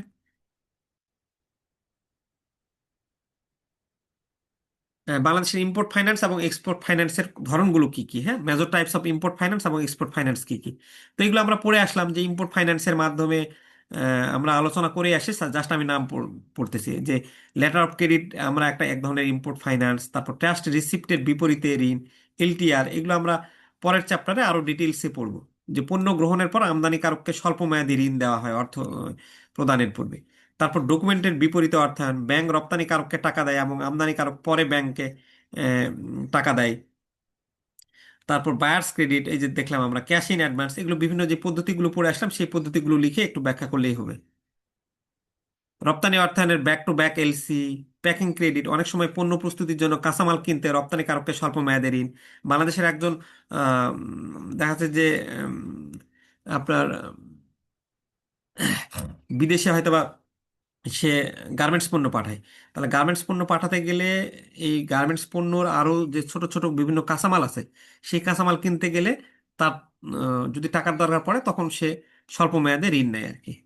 পোস্ট শিপমেন্ট ফাইন্যান্স, পণ্য পাঠানোর পরে এবং বাইরের পেমেন্ট পাওয়ার আগ পর্যন্ত ঋণ প্রদান করে। এক্সপোর্ট বিল পারচেস ডিসকাউন্টিং, ব্যাংক রপ্তানি বিল ডিসকাউন্ট করে আগাম টাকা প্রদান করে। ফ্যাক্টরিং আছে। সো এগুলো একটু দেখে নেবেন, বিভিন্ন পদ্ধতিগুলো আমরা পড়লাম এখন। Describe the process of mitigating risk associate with trade finance, trade ফাইন্যান্সের সাথে আমরা কিভাবে রিস্কটা কমাতে পারি, অ্যান্ড প্রোভাইড সাম এক্সাম্পলস, কিছু এক্সাম্পল দিতে বলছে। আচ্ছা, আমরা হচ্ছে ট্রেড ফাইন্যান্সের সাথে রিস্ক কিভাবে কমাতে পারি। আমরা লেটার অফ ক্রেডিট একটা বিশ্বজুড়ে নিশ্চিত পেমেন্ট পদ্ধতি। সো লেটার অফ ক্রেডিট যদি করি তাহলে আমরা আমদানিকারক এবং রপ্তানিকারক উভয়ই সংরক্ষিত থাকবে। বীমা ব্যবহার করলে আমরা কোনো ক্ষতিপূরণ হলে সেটা পাবো। ফ্যাক্টরিং ব্যবহারের মাধ্যমে আমরা রিস্ক কমাতে পারি, কিছুক্ষণ আগে পড়লাম। অগ্রিম পেমেন্টের মাধ্যমে। সো এগুলো দেখে নেবেন। কেওয়াইসি ডিউ ডিলিজেন্স আমরা ভালো করে যাচাই বাছাই করি যদি, তাহলে আমাদের সুরক্ষা পাবো আমরা। আচ্ছা, হোয়াট ইজ কমপ্লাইং প্রেজেন্টেশন। কমপ্লাইং প্রেজেন্টেশন মানে আপনি যে সকল কাগজপত্র এলসির শর্ত এবং ইউসিপি 600 অনুযায়ী সঠিকভাবে উপস্থাপন করা হয়, যে ঠিকমতো কাগজ উপস্থাপন দিচ্ছেন কিনা, কাগজে সবকিছু ইনফরমেশন ঠিকমতো লেখা টাকা হয়েছে কিনা, সেটাই হলো আপনার এই পদ্ধতি। আচ্ছা, please explain positive and negative impact of buyers credit facility for the goods import into Bangladesh. যে আমরা যখন গুড আমদানি করব, পণ্য আমদানি করব, তখন এই পণ্য আমদানি করলে বায়ার্স ক্রেডিট ফ্যাসিলিটির পজিটিভ এবং নেগেটিভ ইম্প্যাক্ট কি। বাংলাদেশি পণ্যের আমদানিতে বায়ার্স ক্রেডিটের ইতিবাচক প্রভাব। বায়ার্স ক্রেডিট সাধারণত স্থানীয় ঋণের তুলনায় কম সুদে পাওয়া যায়, ফলে আমদানির খরচটা কমে যায়। কারণ বিদেশি ইয়া থেকে নিচ্ছি, কম সুদে পাচ্ছি আমরা ঋণটা। পেমেন্টের সময় বৃদ্ধি, আমদানিকারকরা সাধারণত 180 দিন বা তারও বেশি সময় পান। এই যে আমি এতদিন পর পেমেন্ট করব, সো এটা আমার কি করে, ক্যাশ ফ্লো এবং ওয়ার্কিং ক্যাপিটাল উন্নত করে। ওই মুহূর্তে আমি তখন কি করতে পারি, আমার 180 দিন পর আমি তাকে টাকাটা দিব। তাহলে এই 180 দিন এর ভিতরে আমার যে ওয়ার্কিং ক্যাপিটালের জন্য যে টাকা দরকার আমার ফ্যাক্টরিটা চালাতে গেলে, বা বেতন বিল, বিদ্যুৎ বিল, সো এটা আমার জন্য সহজ করে দিচ্ছে।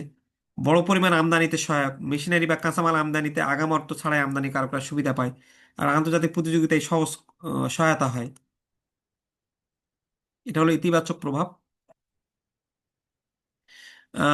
নেতিবাচক প্রভাব কি, যদি টাকার মান কমে যায় তাহলে ঋণ পরিশোধের খরচ বেড়ে যায়। কারণ আমি ধরে নেন সে $10 আমাকে পরিশোধ করতে হবে, তাহলে $10 পরিশোধ করতে হবে। $1 সমান বাংলাদেশে যদি 100 টাকা হয়, তাহলে এইটা 10 গুণন কত, 1,000 টাকা। বাট কিছুদিন পরে আমি তো এটা 60 দিন পরে পরিশোধ করব, সেক্ষেত্রে যদি আমার প্রোডাক্টের মূল্য বিদেশি দামেই আপনার সিলেক্ট হবে, $10ই আছে, কিন্তু আপনার 100, $1 সমান 100 না হয়ে এটা হয়ে গেল 100, $50, তাহলে 10 × 150 মানে কত? আলটিমেটলি $1500 হয়ে যাচ্ছে। সো এইভাবে বিদেশি মুদ্রার ঝুঁকি হচ্ছে ঋণের বোঝা। অতিরিক্ত বায়ার্স ক্রেডিট গ্রহণ করলে দীর্ঘমেয়াদী বৈদেশিক ঋণের চাপ পড়ে। রিজার্ভের উপর চাপ, বিদেশি মুদ্রায় ঋণ পরিশোধের কারণে দেশের বৈদেশিক মুদ্রার রিজার্ভে চাপ পড়ে।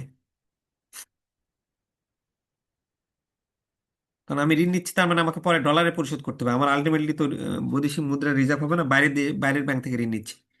ছোট আমদানিকারকের জন্য অনুপযুক্ত এটা।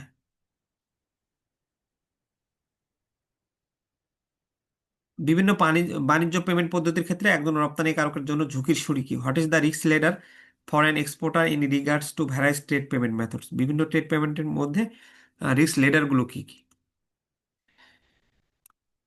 আচ্ছা, রিস্ক লিডার হচ্ছে একটা আছে হলো ক্যাশ ইন অ্যাডভান্স। হ্যাঁ, যে রপ্তানিকারকের জন্য সবচেয়ে কম ঝুঁকি কোনটা? তাহলে কম ঝুঁকি হচ্ছে ওই যদি আমি ধরে নেন আমেরিকাতে পণ্য পাঠাবো, তাহলে আমি যদি সবার আগেই টাকাটা নিয়ে নিই, তাহলে এটা কি আমি আগে টাকা নিয়ে নিচ্ছি, তাহলে আমার সবচেয়ে কম ঝুঁকি। সো এরকমভাবে যে বিভিন্ন পেমেন্ট পদ্ধতিগুলো আছে এগুলো একটু রিডিং পড়ে নেবেন, পড়ে নিলে বুঝতে পারবেন, কারণ আমরা প্রত্যেকটা পেমেন্ট পদ্ধতি তো আলোচনা করলাম, সেই অনুসারে পাশে এটা বলছে। সো এটা প্রশ্ন হিসেবে আসার সম্ভাবনা খুব কম, বাট একটা আপনার কনসেপ্টটা ক্লিয়ার করে রাখলেন। আমদানিকারকের জন্য আহ, সবচেয়ে এই বিভিন্ন পেমেন্ট পদ্ধতির মধ্যে কোনটা বেশি?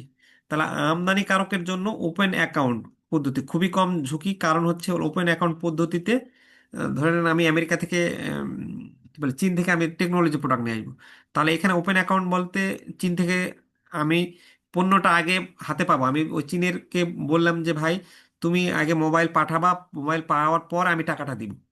তাহলে এখানে আমার কিন্তু কোনো ঝুঁকিই নাই। সে টাকা পাঠাই দিলাম, প্রোডাক্ট পাঠালো কিনা বা এরকম থাকলো। তাহলে সবচেয়ে কম ঝুঁকি হচ্ছে ওপেন অ্যাকাউন্ট পদ্ধতিতে, তারপর এরকমভাবে আপনি দেখে আসবেন। আর সবচেয়ে বড় ঝুঁকি কি? ক্যাশ ইন অ্যাডভান্স, আগে আমি চীনের একে টাকা পাঠিয়ে দিলাম, পরে যদি সে না দেয়।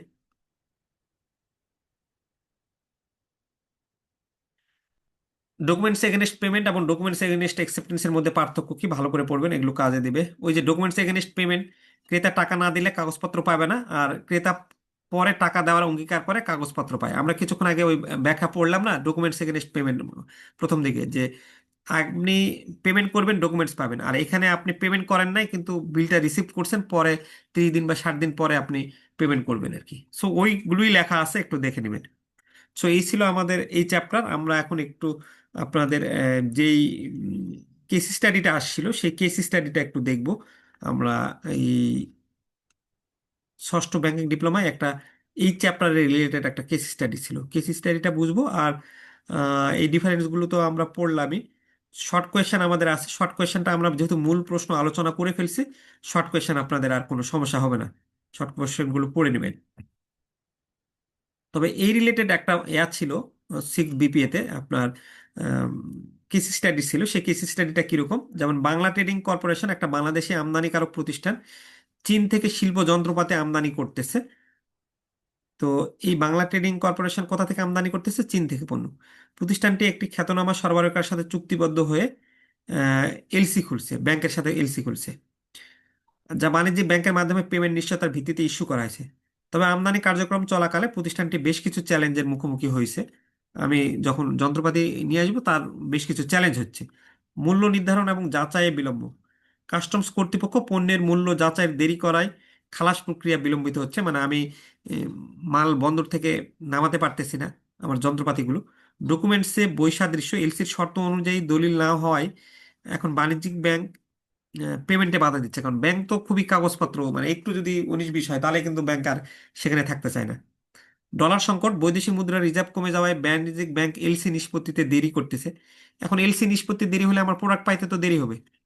শিপমেন্ট বিলম্ব ও এলসি মেয়াদের জন্য সরবরাহকারী সময় মতো পণ্য পাঠাতে ব্যর্থ হয়, এলসির মেয়াদ শেষ হয়ে যাচ্ছে। ওইদিকে আবার আমার যে চ্যালেঞ্জ আপনার চীনের যে সরবরাহকারী সে আবার পণ্য পাঠাতে দেরি করতেছে।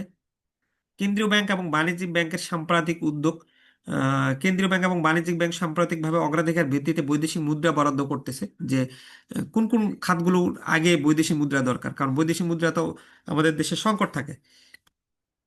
ডিজিটাল এলসি মনিটরিং সিস্টেম চালু, নবায়নযোগ্য ঋণপত্র এবং পার্ট শিপমেন্ট অনুমোদন, এবং নির্দিষ্ট খাতে মার্জিন শিথিলতা।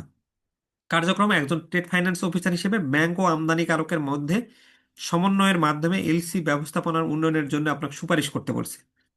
এখন আপনার প্রশ্নাবলী এক, প্রথম বলছে যে আমদানি এলসি খোলার এবং নিষ্পত্তিগুলোর ধাপগুলো কি কি, কোথায় সাধারণত বিলম্ব হতে দেখায়। তাহলে আমরা এলসি গুলো কিভাবে খুলবো এবং আহ, কার্যক্রমগুলো মেইনলি কোথায় দেরি হয়। তাহলে আমরা কিছুক্ষণ আগে পড়লাম এলসি খুলতে গেলে আমাদের চুক্তি এবং এলসি আবেদন করতে হবে, ব্যাংক কর্তৃক এলসি মার্জিন এবং অনুমোদনের পর এলসি খোলা হয়, অনেক সময় কাগজপত্র যাচাই এখানে দেরি হয়। কোন কোন জায়গায় দেরি হয়? পণ্য প্রেরণ, রপ্তানিকারক এলসি মেয়াদের মধ্যেই পণ্য পাঠাবে। আমি যে ওই কি বলে চীনের সঙ্গে করছি, তার সাথে কিন্তু একটা মেয়াদ থাকে। তো এই কারণে যদি সরবরাহকারী আবার সমস্যা দেরি করে, পাঠাতে দেরি করলে দেরি হতে পারে। ডকুমেন্টস দাখিল, রপ্তানিকারক ব্যাংকে ডকুমেন্ট জমা দেয়। তবে ডকুমেন্ট জমা দিল কিন্তু এখন এই ডকুমেন্টে কোনো অসঙ্গতি বা ত্রুটিপূর্ণ পড়লো, তাহলে এই ডিসক্রিপেন্সির কারণে কিন্তু দেরি হবে। ডকুমেন্ট যাচাই ও পেমেন্ট, ব্যাংক যাচাই করে এলসি পরিশোধ করবে। এখন ব্যাংক যখন এলসি পরিশোধ করবে, ব্যাংকের তো ফরেক্স সংকটে, মানে ব্যাংকের কাছে তো রিজার্ভ ডলার থাকতে হবে। এখন কোনো কারণে যদি আপনার রিজার্ভ খুব খারাপ অবস্থা হয় তাহলে দেরি হবে। কাস্টমস মূল্যায়ন ও ছাড়, কাস্টমস পণ্যের মূল্য নির্ধারণ করে ছাড় দেয়, ভ্যালুয়েশনে দেরি হয়। আচ্ছা, এরপরে ঝুঁকি নির্ধারণ, সাধারণ ঝুঁকি ও প্রতিকার। ডকুমেন্টারি কাগজ, কাগজপত্রে যদি ভুল থাকে, তাহলে এই কাগজপত্র ভুল থাকলে তো ব্যাংক এলসি নিষ্পত্তি করবে না, তখন সেক্ষেত্রে কাগজপত্র জমা দেওয়ার আগে আমাকে সঠিকভাবে যাচাই করতে হবে ঠিকঠাক আছে কিনা।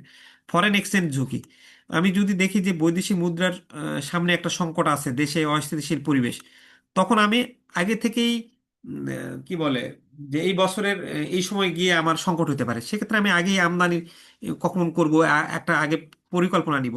শিপমেন্ট ঝুঁকি, পণ্য পাঠাতে দেরি বা না পাঠানো, আহ, এই জন্য আমি চিন্তা করতে কি করতে পারি যে এলসি মেয়াদটা বাড়াই নিব এবং আংশিক শিপমেন্ট লিস্ট করে নিব। কমপ্লায়েন্স ঝুঁকি, নীতিমালা না মানা, আমরা যদি কেন্দ্রীয় ব্যাংকের নির্দেশনা না মানি। এছাড়া আর কি রিস্ক হতে পারে, দেশ বা সরবরাহ, রাজনৈতিক বা সরবরাহকারীর ব্যর্থতা থাকতে পারে, তো আমরা বিশ্বস্ত সরবরাহের সাথে লেনদেন করব। 2 নম্বরে আমাদের কি বলছে কেস স্টাডির, 2 নম্বরে বলছে নীতি ও প্রক্রিয়া, বাণিজ্যিক ব্যাংক এবং কেন্দ্রীয় ব্যাংক বিলম্ব ও ঝুঁকি কমাতে কি কি পদক্ষেপ নিতে পারে। আচ্ছা, তাহলে বাণিজ্যিক ব্যাংক এবং কেন্দ্রীয় ব্যাংকের কারণে কি আমদানির অগ্রাধিকার অনুযায়ী ফরেক্স বরাদ্দ, মানে আহ, যেমন যখন দেশ সংকটে থাকে তখন কি করে ফরেন, মানে ডলার কিন্তু আপনি দেখবেন যে বিলাসবহুল পণ্যের চেয়ে আমার যেগুলো আহ, দেখা যাচ্ছে যে তেল, চাল, ডাল, এই যে মানে নিত্য প্রয়োজনীয় দ্রব্য, সেইটার খাতে হয়তো বা বরাদ্দ করলো ডলার আর কি, যে আমার ডলার রিজার্ভ কম, তখন কিন্তু ওই যে বিদেশে যাওয়ার ক্ষেত্রেও আপনার বিভিন্ন বিধিনিষেধ জারি করে না, যেমন কি বলে আওয়ামী লীগ সরকার লাস্টের দিকে বিভিন্ন বিধিনিষেধ আরোপ করতেছিল যখন ডলার সংকটের দিকে যাচ্ছিল।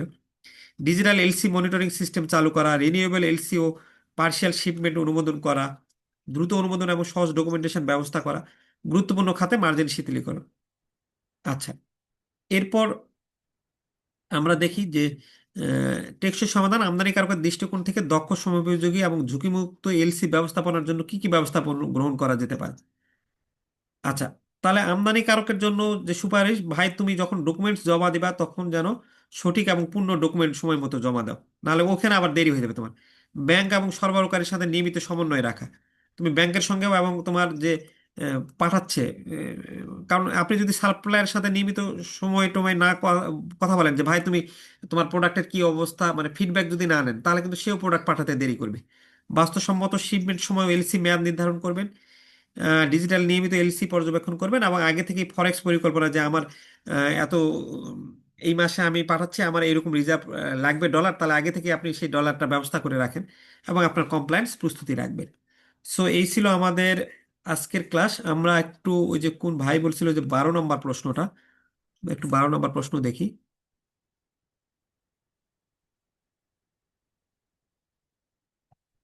আচ্ছা, এইখানে বলছে যে আপনার 12 নম্বর প্রশ্নে 30,000 মার্কিন ডলার, ইয়া, এখানে আপনার চালানের সর্বশেষ তারিখ ছিল 15ই জুন, কিন্তু আপনি ইন্স্যুরেন্স পলিসিটা ইস্যুটা করছেন 17ই জুন। এখন চালান, যেহেতু যেই তারিখ থেকে চালান দিয়ে দিয়েছেন, আপনি সেই তারিখ থেকে আপনার ইন্স্যুরেন্সের কভারেজটা আপনি ধরতে চাচ্ছেন।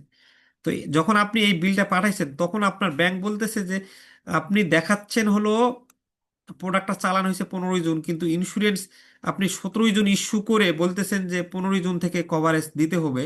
তো এখানে তো আপনার ডকুমেন্টসে মানে তারিখ অনুসারে ঠিক থাকতেছে না, সো এইটা আমি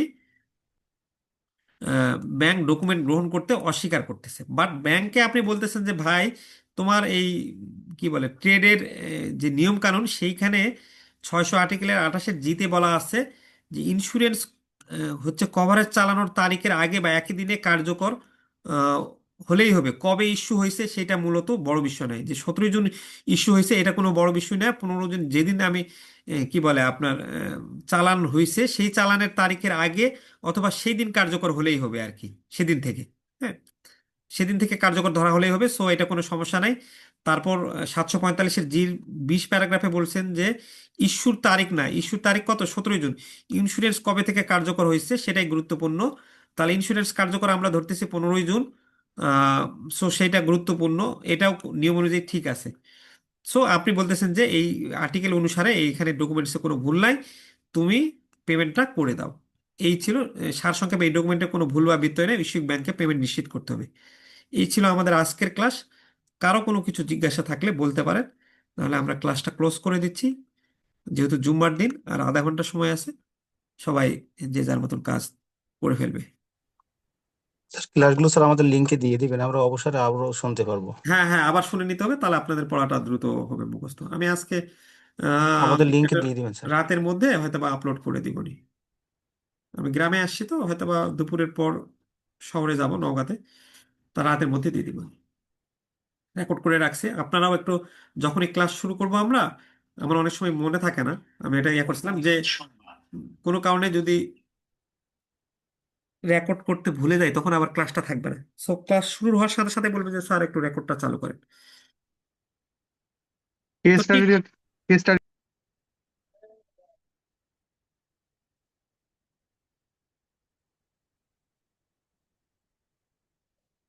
স্যার, কেস স্টাডিটা আরেকবার বলেন স্যার।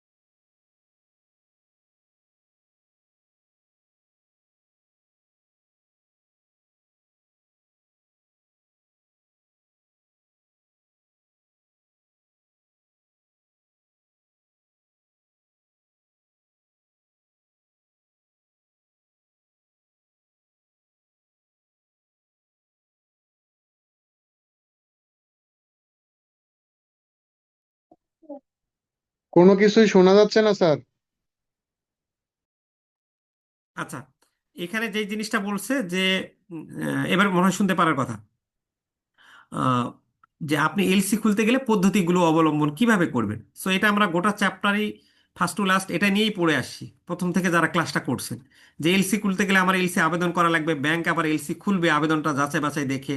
তারপর রপ্তানিকারক এই এলসির মেয়াদের মধ্যে পণ্য পাঠাবে, ডকুমেন্টস দিলে তো আপনি কি বলে ব্যাংক পণ্য পরিশোধ করবে। সো এইগুলো হচ্ছে এলসির আবেদনপত্র, এবং এই জিনিসগুলো করতে গেলে অনেক সময় বিভিন্ন ধাপে ধাপে দেরি হয়। তো আহ, দেখা যাচ্ছে যে যখন আমি এলসির আবেদন করতে গেলাম, এই আবেদনের যে কাগজপত্র যে যে জিনিসগুলো লাগবে সেই কাগজপত্র ঠিক ছিল না, সেই কারণে আমাদের দেরি হতে পারে। তারপর কমপ্লায়েন্স যাচাই দেরি হতে পারে। আমি ওইদিকে যে সাপ্লায়ার আমার যিনি পণ্য পাঠাবেন তিনি যদি কোনো কারণে প্রোডাক্টটা পাঠাতে দেরি করে, তাহলে তো এলসি মেয়াদ পার হয়ে যাবে। সো এই যে বিভিন্ন কারণগুলোতে আপনার দেরি হইতে পারে আর কি। তারপর ব্যাংক পেমেন্ট করতে পারছে না, দেশে রিজার্ভের সংকট। তারপর আর এইখানে যখন আমদানিকারক এবং রপ্তানিকারকের মধ্যে এলসি হচ্ছে, তখন ওই আমদানিকারক এই দুইটার মধ্যে কি কি ঝুঁকি ক্রিয়েট হইতে পারে, রিস্কগুলো কি কি থাকতে পারে। রিস্কগুলো এই যে ডকুমেন্টারি ঝুঁকি, কাগজপত্র ঠিক না দিলে সেটা একটা রিস্ক। ফরেন এক্সচেঞ্জ ঝুঁকি, আপনি বাংলাদেশ থেকে দেশ অস্থিতিশীল হয়ে গেছে, আপনি রিজার্ভ ওই মুহূর্তে নাই, তাহলে এটা ফরেন এক্সচেঞ্জ ঝুঁকি থাকতে পারে, সেখানে শিপমেন্ট রিস্ক থাকতে পারে। আপনি চায়নার যার কাছ থেকে পণ্য নিয়ে আসবেন, সে পণ্য পাঠাতে দেরি করতেছে, সো পণ্য পাঠাতে দেরি করলে আপনি দেরিতে পেলে আপনার তো একটা নির্দিষ্ট টাইম থাকে যে আপনি লাস্ট ইন্ড ইউজারকে পণ্যটা, ও যদি পণ্য আপনার সাপ্লায়ার দিতে দেরি করে, সো আপনার ইন্ড ইউজার তো দিতে দেরি করবে। আপনাকে আমি যেমন বই দেওয়ার ক্ষেত্রে আমার যদি প্রেস থেকে পেতে দেরি হয়, সো আমরা লাস্ট ব্যাংকাররা পণ্য পেতে দেরি করবে। সো এই যে শিপমেন্টের মাঝখানে এটা, এখানে একটা ঝুঁকি থাকতে পারে। আমি নিয়ম নীতি মানতেছি না, সেটা একটা ঝুঁকি হতে পারে। যেই দেশ থেকে নিয়ে আসতেছি সেই দেশে রাজনৈতিক অস্থিতিশীলতা থাকলে ঝুঁকি হতে পারে। ব্যাংক এবং কেন্দ্রীয় ব্যাংকের এগুলোর ক্ষেত্রে এই যে যে ঝুঁকি টুকিগুলো হচ্ছে, এগুলোর ক্ষেত্রে এই ঝুঁকি কমাতে ব্যাংক কি পদক্ষেপ নিতে পারে? তাহলে ব্যাংক কি করতে পারে? যে রিজার্ভ যখন সংকট, তখন রিজার্ভ সংকটের সময় ব্যাংক চাল ডালের যিনি আমদানিকারক তাকে আগে টাকা দেবে, নাকি যিনি কসমেটিক্স নিয়ে আসতেছে তাকে আগে ডলার দেবে? সো এই যে আমদানির অগ্রাধিকার অনুযায়ী বরাদ্দ করবেন আপনি। তারপর আপনি ডিজিটালি লেটার অফ ক্রেডিট, এটাকে কি বলে, আধুনিক তথ্য প্রযুক্তির মাধ্যমে আপনি রিনিউয়েবল সিস্টেম চালু করবেন। আপনি দ্রুত ব্যাংক কি করতে পারেন যে দ্রুত অনুমোদন দিবেন, এবং ডকুমেন্টেশনগুলো এত জটিল না করে আপনি সহজ রাখেন। কারণ যত জটিল প্রসেস করবেন, যত তখন তো ব্যবসায়ীদের জন্য টাফ হয়ে যাবে আর কি। আমদানিকারকের জন্য সুপারিশ কি বলছেন আপনি? আমদানিকারককে আপনি বলতেছেন যে ভাই তুমি উম, যে আমদানিকারকের দৃষ্টি থেকে আপনি একটা ভালো এলসি ব্যবস্থাপনার জন্য কি কি পদক্ষেপ গ্রহণ করতে পারেন। তাহলে আমদানিকারককে বলতেছেন যে তুমি ঠিক টাইম মতো কাজ করবে, এবং তোমার যে কাগজপত্র সেগুলো ঠিক মতো জমা দিবা। তারপর তুমি ওইদিকে তোমার যে সাপ্লায়ারের সাথে নিয়মিত সমন্বয় রাখবা। সো এগুলো দেখেন, আমি 2-3 বার পড়ছি, আমি মনে হয় আরেকবার রেকর্ডটা আপনারা যখন শুনে নেবেন তখন পারবেন। এটা একই জিনিস বারবার রিপিট করার কোনো মানে হয় না। সো কারো কোনো আর সমস্যা আছে? না থাকলে আমি ক্লাসটা ক্লোজ করে দিচ্ছি।